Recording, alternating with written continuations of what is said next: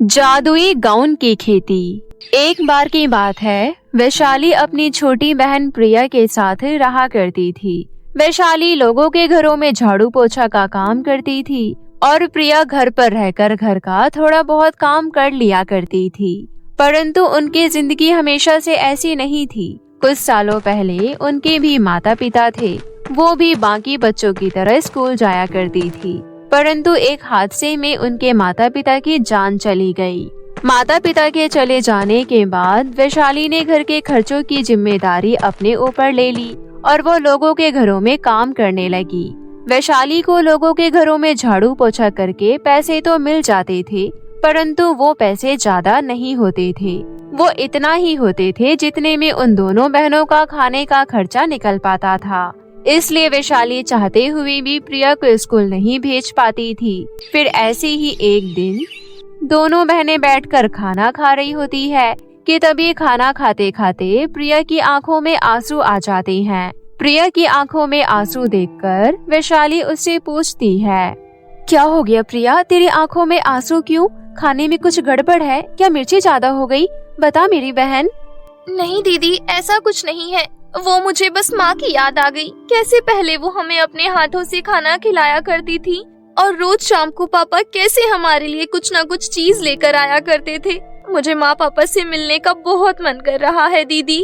प्रिया, हमारे माता पिता हमसे दूर नहीं है, वो हमारे आसपास ही है और वो भी तारों के रूप में आसमान में। चल जल्दी खाना खत्म कर, उसके बाद छत पर चलकर हम उन तारों से यानी कि हमारे माता पिता से बात करेंगे। ऐसा कहकर वैशाली प्रिया को समझा देती है। वैशाली कभी भी प्रिया को दुखी नहीं देखना चाहती थी, इसलिए वो जी तोड़ मेहनत करती थी। फिर एक दिन जब वैशाली काम के लिए निकल रही होती है कि तभी तेज बारिश शुरू हो जाती है। वैशाली जानती थी कि अगर वो काम पर नहीं गई तो अगले दिन उसे काम से निकाल दिया जाएगा, इसलिए वो इतनी तेज बारिश में भी काम पर चली जाती है और पूरा दिन गीले कपड़ों में ही काम करती है। इसलिए जब वो घर पर आती है तो उसे सर्दी जुकाम हो जाता है। वैशाली की ये हालत देखकर प्रिया कहती है, दीदी तुम्हारी तो तबीयत खराब हो गई है, तुम्हें इतनी बारिश में नहीं जाना चाहिए था। प्रिया, अगर मैं काम पर नहीं जाऊंगी तो हमारे खाने के भी लाले पड़ जाएंगे। और कहीं न कहीं वैशाली की बात भी बिल्कुल सही ही थी। फिर वैशाली और प्रिया खाना पीना करके सो जाते हैं। वैशाली जब सुबह उठती है तो उसे तेज बुखार होता है और बाहर बारिश भी हो रही होती है। अगर ऐसे बुखार में मैं बाहर बारिश में गई तो तबीयत और खराब हो जाएगी, लेकिन अगर नहीं गई तो मालकिन काम से निकाल देगी और वैसे भी घर पर राशन खत्म हो चुका है। आज तो मुझे उनसे कुछ पैसे लेने हैं, मुझे आज जाना ही होगा। ऐसा सोचकर वैशाली तेज बुखार में भी बारिश में भीगते हुए अपनी मालकिन के घर पहुंच जाती है। वो जैसे ही वहां पहुंचती है वो लगातार खांसने और छींकने लग जाती है, जिसे देखकर उसकी मालकिन डर जाती है और कहती है, अरे तू कौन सी बीमारी लेकर इस घर में आ रही है? सुन, तू अभी बाहर ही रह, मैं नहीं चाहती तेरी वजह से कोई भी बीमारी हमारे घर में आए। लेकिन मालकिन, अगर मैं अंदर नहीं आई तो घर का काम कौन करेगा?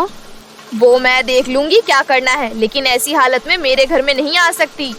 अगर आप कहती हैं तो ठीक है मालकिन, लेकिन मेरे घर पर राशन खत्म हो गया है और मेरे पास पैसे भी नहीं है, कृपया करके मुझे पैसे दे दीजिए। अरे पिछले महीने तो मैंने तुझे पूरे पैसे दिए थे, फिर अब क्यों पैसे मांग रही है? तुझसे अच्छी तो बाकी नौकरानी है, 2 या 3 महीने पर पैसे मांगती हैं, लेकिन तू तो हर महीने आ जाती है अपनी गरीबी के नाम का कटोरा लेकर। मैं जानती हूँ मालकिन, लेकिन अगर घर पर राशन खत्म नहीं होता तो मैं आपसे पैसे नहीं मांगती, लेकिन आप मेरी मजबूरी समझिए।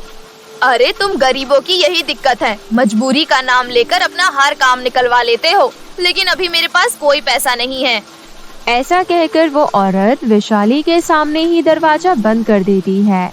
वैशाली बाकी घरों में भी जाती है जहाँ वो काम करती थी, परंतु हर घर का यही हाल होता है, कोई उसे पैसे नहीं देता।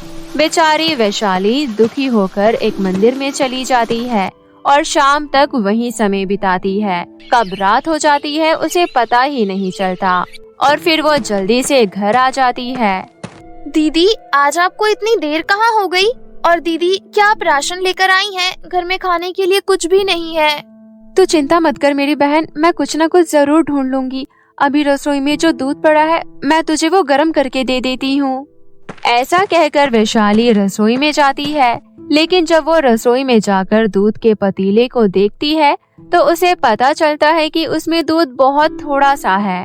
वैशाली उस थोड़े से दूध में थोड़ा पानी मिला देती है और प्रिया को वही पिलाकर सुला देती है और खुद पानी पीकर ही सो जाती है।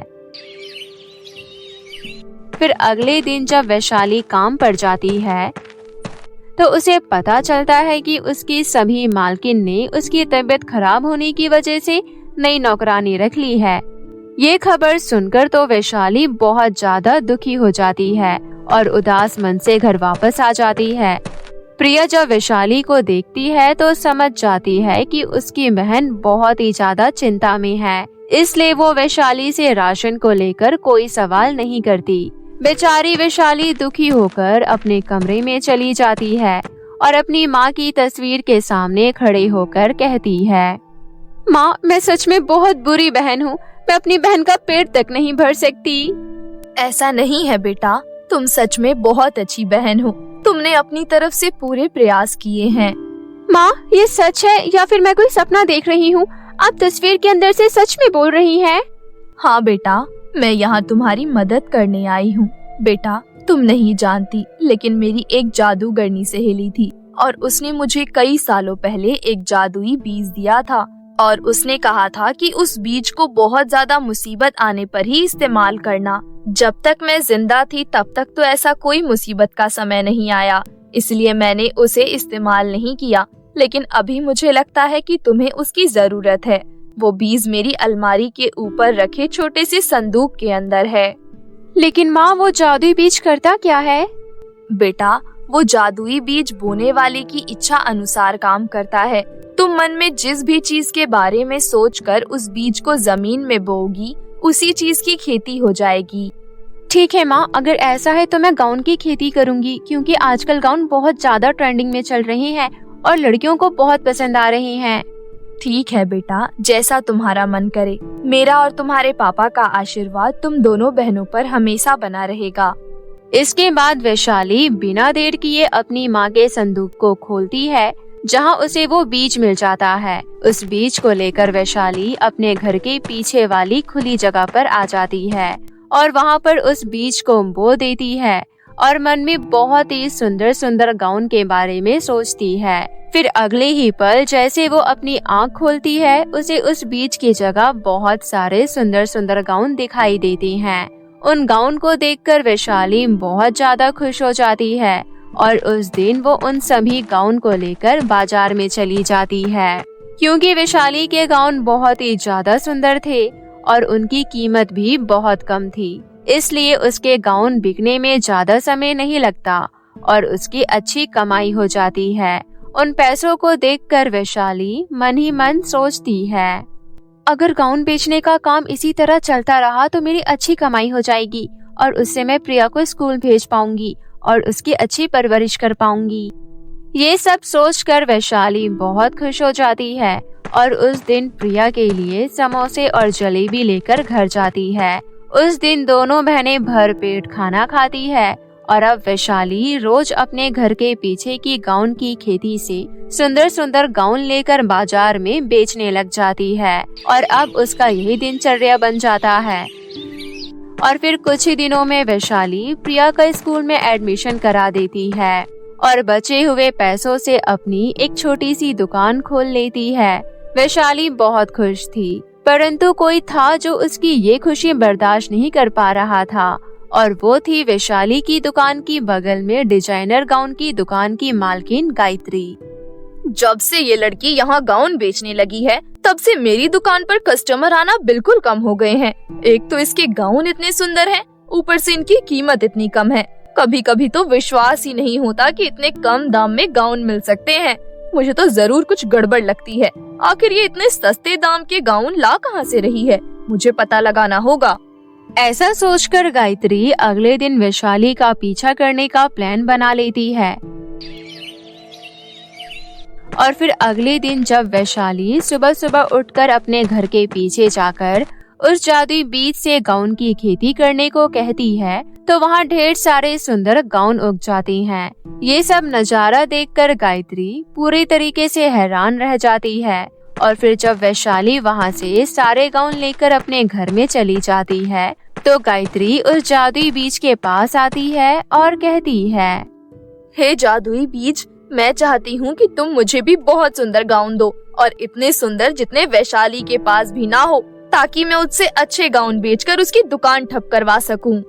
गायत्री के इतना कहते ही जादुई बीज से गाउन निकलने की जगह वहाँ पर ढेर सारी कटीली शाखाएं प्रकट हो जाती है और वो सारी शाखाएं गायत्री को बुरी तरह जकड़ लेती है। गायत्री मदद के लिए चिल्लाने लगती है। गायत्री की आवाज सुनकर वैशाली अपने घर से बाहर आती है और पीछे जाकर गायत्री को ऐसे फंसा हुआ देखती है। वैशाली को देखकर गायत्री जल्दी से सारी बात वैशाली को बता देती है, जिस पर वैशाली कहती है, आपने ये बहुत ही गलत किया। आपकी दुकान तो इतनी अच्छी है और इतनी अच्छी चलती भी है। आपके पास सब कुछ है, फिर भी आपने लालच करके मुझ जैसे गरीब की रोजी रोटी छीनने की कोशिश की। ये सब उसी का नतीजा है। मैं जानती हूँ वैशाली, मैंने जो किया गलत किया और मुझे उस चीज का पछतावा भी हो गया है, लेकिन कृपया करके मुझे यहाँ से निकालो, मुझे बहुत दर्द हो रहा है।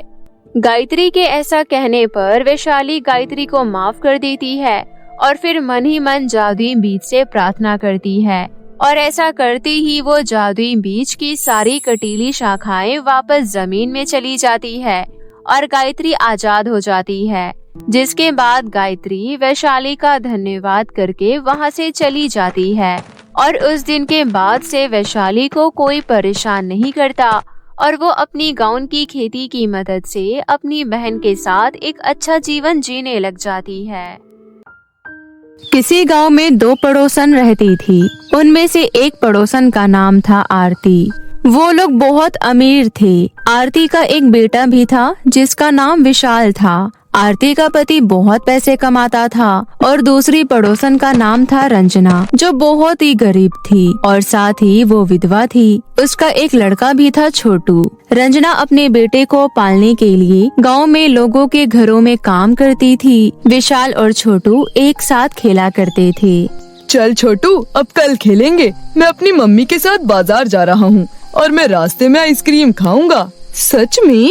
वाओ! चल अब मैं जा रहा हूँ, नहीं तो मम्मी डांटेगी।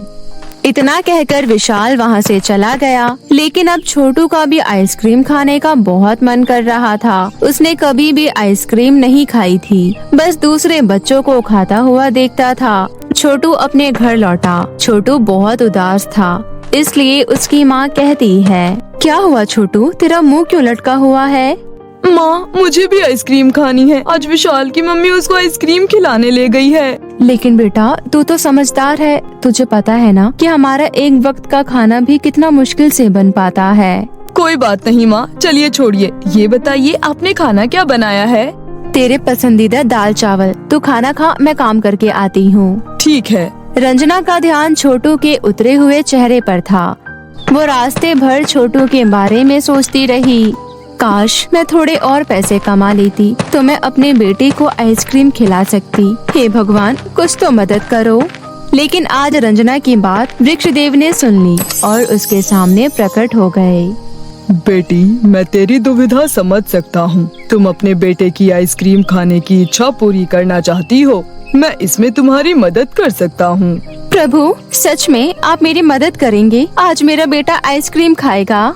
हाँ, मैं तुम्हारी मदद करूँगा। इतना कहकर वृक्षदेव अपने जादू से कुछ बीज रंजना को देते हैं। बेटी, इन बीजों को अपने आंगन में बो दो और अगले दिन इनमें से जो पौधे आएंगे उनमें आइसक्रीम उगी होगी। आइसक्रीम के पौधे? सच में? हाँ बेटी। इसके बाद रंजना वृक्ष देवता का आशीर्वाद लेकर वहाँ से चली जाती है। घर पहुँचकर रंजना अपने आंगन में वो बीज बो देती है। माँ, आप क्या कर रही हो? बेटा, मैं आइसक्रीम उगाने के लिए बीज बो रही हूँ। सच में माँ, आइसक्रीम के बीज? हाँ बेटा, मुझे ये बीज वृक्ष देवता ने दिए हैं और इन बीजों में से जो पेड़ उगेंगे उनमें से आइसक्रीम आएगी। माँ, ऐसे तो हम आइसक्रीम बेच भी पाएंगे और खा भी पाएंगे। इस बारे में मैंने तो सोचा ही नहीं। तुम सही कह रही हो बेटा, हम ज्यादा आइसक्रीम उगाएंगे और बेचेंगे और ढेर सारे पैसे कमाएंगे और मुझे घरों में भी काम करने की जरूरत नहीं पड़ेगी। छोटू, अब तुम इन बीजों में पानी डाल दो। इसके बाद छोटू उन बीजों में पानी डाल देता है। तभी छोटू कहता है, मम्मी आपका काम पर जाने का समय हो गया है। नहीं बेटा, आज मैं काम पर नहीं जा रही। अब तो हमारी खुद की आइसक्रीम की खेती होगी, तो मैं दूसरों के यहाँ काम करने क्यों जाऊँ। रंजना को बहुत उम्मीद थी कि अगले दिन उन बीजों में से आइसक्रीम जरूर उगेंगी। इसी विचार से वो अपने काम पर भी नहीं गई। उसके मन में पैसों का लालच आ रहा था। खुशी के मारे रात में उसको नींद भी नहीं आ रही थी। वो सोच में डूबी हुई थी कि एक आइसक्रीम कितने में बेचेगी। वैसे तो 5 रुपए की एक आइसक्रीम मिलती है, अगर मैं वो आइसक्रीम 10 में बेचूं तो। सुबह हो गई। रंजना दौड़ते हुए घर के आंगन में आई और उसने अपने आंगन में लगाए हुए बीज देखे, लेकिन वहाँ पर अभी कुछ भी नहीं उगा था। अरे ये क्या, वृक्षदेव ने तो कहा था कि बीज को लगाने के अगले दिन ही आइसक्रीम उग जाएंगी, लेकिन ऐसा कुछ नहीं हुआ। रंजना मायूस हो गई। छोटू भी घर के बाहर आया और उसने वो सब देखा तो उसका भी मुंह लटक गया। छोटू का मुंह लटका देख रंजना छोटू को अपने साथ देवता के पास ले जाती है और तेज तेज पुकारती है, वृक्षदेव, ओ वृक्षदेव। वृक्षदेव प्रकट हुए। हाँ बेटी बोलो, क्या बात है, तुम इतनी क्रोधित क्यों हो। उसके बाद रंजना वृक्ष देवता को सारी बात बताती है। बेटी तुमने उन बीजों को कैसे उगाया था। मैंने अपने आंगन में उन बीजों को लगाकर ऊपर से पानी डाल दिया और आपके कहे अनुसार अगले दिन का इंतजार किया, लेकिन आज ऐसा कुछ नहीं हुआ। कोई नहीं, मैं तुम्हें दूसरे बीज दे देता हूँ। रंजना वृक्ष देवता से दूसरे बीज लेकर घर की ओर चल पड़ी। उसने फिर से वैसा ही किया जैसे वृक्ष देवता ने उसको बोला था, लेकिन अगली सुबह बिल्कुल वैसा ही हुआ। बीजों में अभी भी कोई आइसक्रीम नहीं उगी थी। अब वो और भी क्रोधित हो चुकी थी। वो दोबारा वृक्ष देवता के पास जाती है और वहाँ पर रोते चिल्लाते हुए वृक्ष देवता को पुकारती है, वृक्षदेव, आप मेरी गरीबी का इतना मजाक उड़ाओगे, मैंने सोचा नहीं था। आपसे मुझे ये उम्मीद नहीं थी। बेटी मैंने तुम्हारे साथ कोई मजाक नहीं किया। मैंने तुम्हारी मदद करने के लिए तुम्हें वो जादुई बीज दिए थे, क्योंकि तुम अपने बेटे को आइसक्रीम खिलाना चाहती थी। आपके दिए हुए बीज बोकर मैंने कितने सारे सपने देखे थे कि उन पर बहुत सारी आइसक्रीम उगेंगी और मैं आइसक्रीम बेचकर पैसे कमाऊंगी और अमीर बन जाऊंगी। मुझे लोगों के घर में काम करने की भी जरूरत नहीं पड़ेगी। तुमसे यही गलती हुई है बेटी। क्या मतलब? मैंने वो बीज सिर्फ तुम्हारे बेटे की इच्छा पूरी करने के लिए दिए थे, लेकिन तुम्हारे मन में लालच पनप गया। तुम तो आइसक्रीम बेचकर पैसे कमाने की सोचने लगी। वो जादुई बीज इसलिए नहीं उगे क्योंकि तुम्हारे विचार बदल गए। तुमने मुझसे अपने बेटे की इच्छा पूरी करने के लिए वो बीज मांगे थे, लेकिन तुम आइसक्रीम बेचने के लालच में आ गई। अगर तुम अपने बेटे की इच्छा पूरी करने के लिए वो बीज उगाती तो वो बीज उग जाते। रंजना को अपनी गलती समझ आ गई। इस बार वृक्ष देवता ने उसको फिर से बीज दिए और बोले, इस बार तुम सिर्फ अपने बेटे की इच्छा पूरी करने के लिए ही इस बीज को लगाना और बिल्कुल भी लालच मत करना। रंजना वो बीज लेकर घर पहुंची। उसने बीज बो दिए। अब उसके दिमाग में कोई लालच नहीं था। वो बस अपने बेटे को आइसक्रीम खाते देखना चाहती थी। अगले सुबह छोटू घर के बाहर उठकर जाता है। माँ जल्दी इधर आओ, देखो आइसक्रीम उग गई। रंजना भी आंगन में आती है और बहुत सारी आइसक्रीम उगी देख बहुत खुश होती है। रंजना देखती है कि उसके घर के बाहर बहुत सारे गरीब बच्चे खड़े हुए हैं। बच्चों, तुम यहाँ से आइसक्रीम तोड़ सकते हो। गरीब बच्चों ने और साथ में छोटू ने भी आइसक्रीम तोड़ ली और बहुत ही शौक से खाने लगे। सभी बच्चों के चेहरे पर संतुष्टि देखकर रंजना को अपनी गलती का एहसास हो गया। आइसक्रीम बेचकर तो सिर्फ पैसे मिलते, लेकिन आज इन बच्चों के चेहरे पर खुशी देखकर बहुत अमीर महसूस कर रही हूँ। और वृक्षदेव, आपका बहुत बहुत धन्यवाद। आपने मुझे लालची बनने से बचा लिया। इतना कहकर रंजना ने भी आइसक्रीम तोड़ ली और शौक से खाने लगी। उस दिन के बाद से रंजना सभी बच्चों को मुफ्त में आइसक्रीम खिला दिया करती थी। कड़ी गर्मी के मौसम में आइसक्रीम सभी लोगों को बहुत संतुष्टि दे रही थी। आज वो भले ही गरीब रह गई, लेकिन आज वो मन से बहुत अमीर हो चुकी थी। वो खुशियाँ बांटना सीख चुकी थी। अत्याचारी सौतेली बहन। एक शहर में सोनल अपने पिता राम सेवक और अपनी सौतेली माँ बहन के साथ रहा करती थी। उसकी सौतेली बहन का नाम शिवानी और उसकी माँ का नाम उषा था। उसकी सौतेली माँ तो उससे बहुत ज्यादा प्यार करती थी, पर उसकी सौतेली बहन शिवानी हमेशा सोनल पर अत्याचार करती रहती थी। इस वजह से सोनल बहुत ज्यादा दुखी रहती थी, क्योंकि वो अपनी बहन से बहुत ज्यादा प्यार करती थी, पर उसकी बहन उससे बिल्कुल भी प्यार नहीं करती थी। और ये बात उसकी सौतेली माँ उषा भी जानती थी, और वो शिवानी को बहुत ज्यादा समझाती थी, पर शिवानी उनकी एक भी बात नहीं मानती थी। एक दिन की बात है, वो दोनों बहनें एक साथ बैठी हुई होती है। तभी वहाँ पर उषा आ जाती है और उषा सोनल से कहती है, अरे सोनल, आज तुम स्कूल नहीं जा रही हो क्या? नहीं माँ, आज स्कूल की छुट्टी है, इसलिए आज स्कूल नहीं जा रही हूँ। आप बताइए, आपको कुछ काम था क्या? नहीं बेटा, मुझे कुछ काम नहीं था, बस ऐसे ही पूछ रही थी। और शिवानी, तुम बताओ, तुमने अपने स्कूल का सारा काम कर लिया क्या? क्योंकि बहुत दिनों से तुम्हारे स्कूल का काम पूरा नहीं हो पाया था। कर लूंगी माँ, इतनी जल्दी क्या है? वैसे भी आज की छुट्टी है, आज मैं स्कूल का सारा काम कर लूंगी। कर लेना बेटा, कहीं ऐसा ना हो कि तुम्हारे स्कूल से शिकायत आ जाए, क्योंकि हर बार तो तुम्हारे स्कूल से शिकायत आती ही रहती है। मुझे पता है माँ, पर आप चिंता मत कीजिए, ऐसा कुछ भी नहीं होगा। इस बार स्कूल से शिकायत नहीं आएगी। ठीक है, अच्छा तुम दोनों यहीं पर बैठो, मैं तुम दोनों के लिए कुछ खाने के लिए ले आती हूँ। और ये कहकर उषा वहाँ से चली जाती है। उसके जाने के बाद सोनल अपनी सौतेली बहन शिवानी से कहती है, शिवानी, तुम्हारा काम पूरा नहीं हुआ है क्या? यदि तुम्हें मेरी हेल्प की जरूरत हो तो बता देना, मैं तुम्हारी मदद कर दूंगी। नहीं, मुझे तुम्हारी मदद की कोई जरूरत नहीं है। वैसे भी मैं अपना पूरा काम कर सकती हूँ। ठीक है, जैसी तुम्हारी इच्छा, पर फिर भी यदि तुम्हें हो तो बता देना, मैं तुम्हारा काम कर दूंगी। तभी वहाँ पर उषा आ जाती है और उन दोनों को खाने के लिए पास्ता लाती है। वो दोनों बड़े मजे से पास्ता खाने लगती है और इसके बाद शिवानी वहाँ से चली जाती है और सोनल अपने स्कूल का काम करने लगती है। सोनल हमेशा स्कूल में फर्स्ट आया करती थी, इस वजह से उसकी सौतेली बहन सोनल से बहुत ज्यादा जला करती थी और उसके साथ बहुत बुरा व्यवहार करती थी। एक दिन की बात है, राम सेवक घर पर बैठा हुआ होता है। तभी वो अपनी बेटी सोनल को अपने पास बुलाता है और उससे कहता है, अरे बेटी सोनल, तुम क्या कर रही हो? कभी कभार मेरे पास भी बैठ लिया करो। जी पिताजी, मैं अभी आपके पास आई। और ये कहकर सोनल अपने पिता के पास चली जाती है और उनसे बात करने लगती है। तभी वहाँ पर शिवानी आ जाती है और शिवानी को देखकर राम सेवक शिवानी से कहता है, अरे शिवानी बेटी, तुम कहाँ जा रही हो? तुम भी मेरे पास बैठकर बात कर लो। वैसे भी बहुत दिन हो गए हैं, तुम लोगों ने मुझसे बात नहीं की। अगर आपको मुझसे बात करने की फुर्सत हो तब तो आप मुझसे बात करेंगे ना। आपको तो सिर्फ सोनल से ही बात करनी होती है और इसलिए हर बार उसी को अपने पास बैठा लेते हैं। अरे तुम ऐसे क्यों बोल रही हो? आखिर वो तुम्हारी बहन है, तुम्हें उससे प्यार से बात करनी चाहिए और तुम गलत समझ रही हो। मैं तुमसे भी तो बात करता हूँ ना। मैं बिल्कुल सही समझ रही हूँ। और रही बात सोनल की, तो वो मेरी बहन नहीं है, मैं उसे कभी भी अपनी बहन नहीं मानूंगी। तभी वहाँ पर उषा आ जाती है और शिवानी से कहती है, ये तुम कैसी बातें कर रही हो? आखिर सोनल तुम्हारी बहन है, तुम्हें कभी उसके साथ ऐसा व्यवहार नहीं करना चाहिए।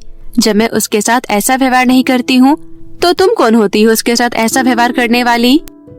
मुझे पता है कि आप मुझसे ज्यादा सोनल को प्यार करती हैं, जबकि आपकी सगी बेटी मैं हूँ। पर आप सबसे ज्यादा सोनल को ही प्यार करती हैं और इसी बात से मुझे सोनल से जलन होती है। अरे बहन, तुम ऐसे क्यों कह रही हो? ये दोनों तुमसे भी उतना ही प्यार करते हैं जितना वो मुझसे करते हैं। आखिर तुम भी उनकी बेटी हो। मुझे तुम्हारी कोई भी बात नहीं सुननी है। तुमने मेरे हिस्से की सारी खुशियाँ छीन ली है। और ये कहकर शिवानी वहाँ से चली जाती है। शिवानी के जाने के बाद सोनल बहुत ज्यादा दुखी हो जाती है, पर उषा सोनल से कहती है, बेटा तुम दुखी मत हो, मैं शिवानी को समझाऊंगी, अभी वो नादान है। ठीक है माँ, अच्छा तो अब मैं चलती हूँ। और ये कहकर सोनल भी वहाँ से चली जाती है। धीरे धीरे समय गुजरता है और एक दिन की बात है, सोनल और शिवानी एक साथ बाहर खेल रही होती है।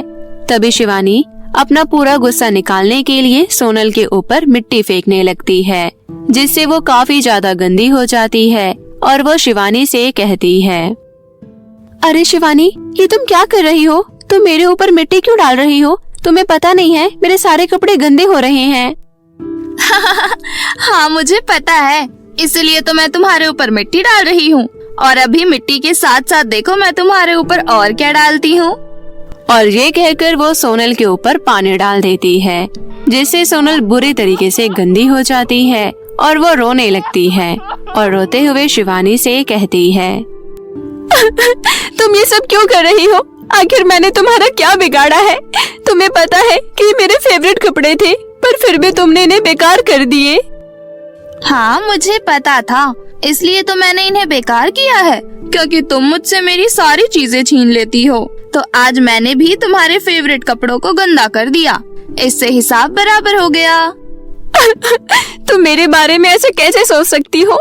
मैंने तुम्हारी कौन सी चीज को छीना है? मैं तो तुम्हें हमेशा प्यार करती हूँ, तुमसे हमेशा अपनी सारी चीजें शेयर करती रहती हूँ। आखिर तुम मेरी बहन हो, फिर तुम ऐसा सोच कैसे सकती हो? पर मैं तुम्हें अपना बहन नहीं मानती हूँ और ना ही तुम मेरी सगी हो, तुम मेरी सौतेली बहन हो, समझी तुम? और ये कहकर वो उसके ऊपर और मिट्टी डाल देती है, जिससे वहाँ काफी कीचड़ हो जाता है। और वो दोनों जहाँ पर खेल रहे होते हैं उसी के पास एक कुआं होता है और शिवानी सोनल के ऊपर मिट्टी डालते डालते कुएं में गिर जाती है। ये देखकर सोनल काफी ज्यादा घबरा जाती है और शिवानी को बचाने की पूरी कोशिश करती है। शिवानी कुएं में एक कील के सहारे लटक जाती है और मदद के लिए पुकारने लगती है। तभी सोनल शिवानी से कहती है, तुम चिंता मत करो, मैं तुम्हें बचा लूंगी, तुम बस कील को कस के पकड़े रहना।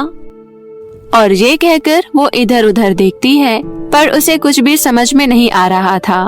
तभी वो कुएं की बाल्टी कुएं में फेंकती है और शिवानी से कहती है, शिवानी तुम इस बाल्टी को कसकर पकड़ लो, मैं तुम्हें ऊपर खींच लूंगी।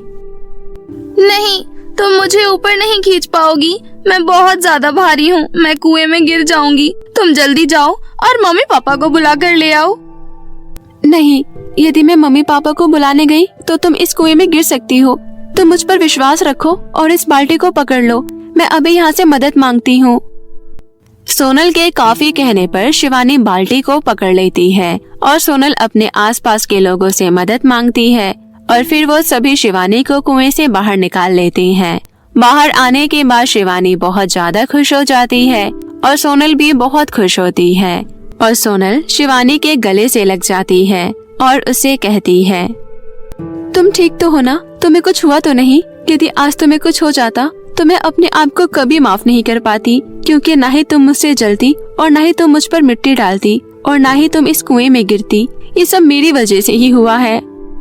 ये सुनकर शिवानी को काफी बुरा लगता है और वो सोनल से कहती है, तुम्हें तो खुश होना चाहिए कि मैं तुम्हारे साथ बुरा व्यवहार कर रही थी और इसीलिए मुझे भगवान ने ये सजा दी, तो तुम दुखी क्यों हो रही हो? अरे इसमें खुश होने की क्या बात है? आखिर तुम्हें कुछ हो जाता तो मैं अपने आप को कभी माफ नहीं कर पाती, क्योंकि तुम मेरी बहन हो। तभी वहाँ पर उषा और राम सेवक भी आ जाते हैं और वो अपनी दोनों बेटियों को सुरक्षित देखकर बहुत ज्यादा खुश हो जाते हैं और उन दोनों को गले से लगा लेते हैं। और उषा अपनी दोनों बेटियों से कहती है, तुम दोनों ठीक तो हो ना? मैंने सुना कि शिवानी कुएं में गिर गई, तो तुम बाहर कैसे आई? तुमको किसने निकाला? ये सब सोनल की वजह से हुआ। यदि आज सोनल नहीं होती तो मैं सच में कुएं में गिर गई होती। वो तो सोनल ने समय रहते लोगों को बुलाकर मुझे कुएं से निकलवा लिया। ये सुनकर उषा बहुत ज्यादा खुश हो जाती है और वो सोनल को गले से लगा लेती है और उससे कहती है, मुझे बहुत खुशी है कि तुम मेरी बेटी हो। इसके बाद वो सभी घर पर आ जाते हैं और अब शिवानी सोनल से बिल्कुल भी नहीं जला करती थी, साथ ही उसके साथ नरमी से पेश आया करती थी और अब सोनल भी बहुत खुश थी कि उसकी बहन उसे प्यार करने लगी।